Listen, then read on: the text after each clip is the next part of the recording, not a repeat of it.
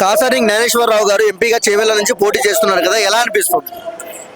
ఇంతకుముందు ZP chairman చేసినండే చాలా మంచిగా పనులు చేసిండు. ఇప్పుడు ప్రజల్లో కొంచెం మంది అందరికీ కలిసిమెట్టుగా ఉంటాడు కాబట్టి అతని బీఆర్ఎస్ తరపు నుంచి అతనికి ఓటు చేసి గెలిపించాలని నేను ఎత్మర్పల్లి గ్రామ సర్పంచ్గా మాట్లాడుతున్నాను. ఓకే అన్న, ఇంకొక విషయానికి వస్తే జ్ఞానేశ్వరరావు గారు ఒక వార్డు నెంబర్ నుంచి ఎంపీ దాకా చాలా కష్టపడ్డారు, చాలా మంచి చేశారు అంటారు. ఆయన గురించి మీరు ఏం చెప్తారు? అతని గురించి చాలా చెప్పుకుని మనం ఇప్పుడు కొత్తగా అంటే నేను చిన్నగా ఉన్నప్పుడు వయసులో నుంచి మంచి పనులు చేస్తున్నాని అతనికి ఓటు వేయాలని కారులో దూసుకెళ్తారా? ఎంపీగా కారులో దూసుకెళ్తారా? దూసుకెళ్తారని మీ ఓటు వరకు మా వద్ద వరకే దూసుకువెళ్తారని చెప్తానంటూ. థ్యాంక్స్. ఎలా అనిపిస్తుంది అన్న, ఎంపీగా పోటీ చేస్తున్నారు కదా కాసాని జ్ఞానేశ్వరరావు గారు?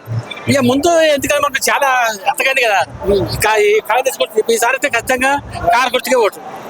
కారు దూసుకెళ్తుంది అంటారా?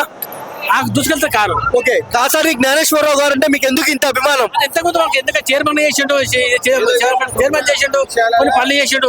ఇప్పుడు కాసేసరికి ఓకే, ఆయనకి ఎలాంటి మెజారిటీ వస్తుంది ఎంపీగా? ఇక 100% రావాలి. ఓకే, మీ ఓటు వరకు కారుకి. ఒక ముక్కలో కారు గురించి జ్ఞానేశ్వరరావు గురించి ఏం చెప్తారు? ఏం చెప్తారు ఒక ముక్కలో, ఒక మాటలో?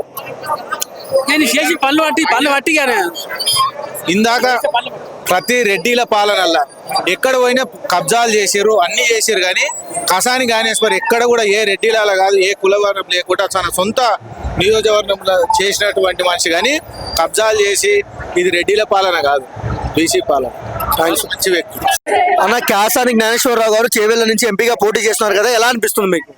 కాసాని జ్ఞానేశ్వర్ గారు ఇంతకు ముందు జిల్లా పరిషత్ చైర్మన్ ఉండే, అతని మంచి క్యాండిడేటే కాబట్టి మాకు కూడా బాగా పరిచయాలు ఉన్నారు. ఆయనకు బీసీ క్యాడర్ కాబట్టి ఆయన ఇక్కడ మన చేవెళ్ళ ఎంపీగా పోటీ చేసి నిలబడుతుండు కదా, ఖచ్చితంగా బీసీ వాళ్ళు అందరు కూడా ఆయనకు ఓట్లేసి గెలిపిస్తారని లేడీస్ గాని, మొగోళ్ళు గాని, ఆడవిళ్ళు గాని, పిల్లలు గాని ప్రతి ఒక్కటి నియోజకవర్గంలో 7 నియోజకవర్గంలో ఖచ్చితంగా ఆయన గెలుపు ఖాయమని మేము ఖచ్చితంగా చెప్తున్నామండి. ఎలాంటి మెజారిటీ వస్తుంది సార్?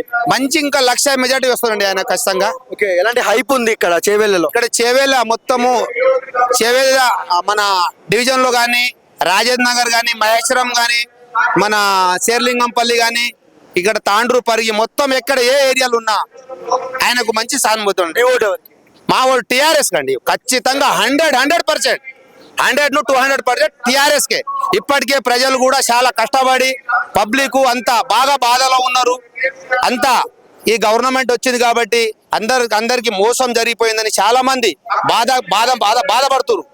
ప్రతి ఒక్కరు కూడా పింఛన్ విషయంలో కానీ, ఈ మన రైతులు కానీ, బోర్లు కానీ, బావులు కానీ, ఈ లేడీస్ కు 2,500 ఇస్తామన్నా కానీ అవన్నీ ఎక్కడ ఇవ్వడం లేదు, ఏ హామీలు కూడా ముందుకు వస్తలేదు. కాబట్టి ఖచ్చితంగా పబ్లిక్ కూడా రివర్స్ అయిపోయారు మొత్తము.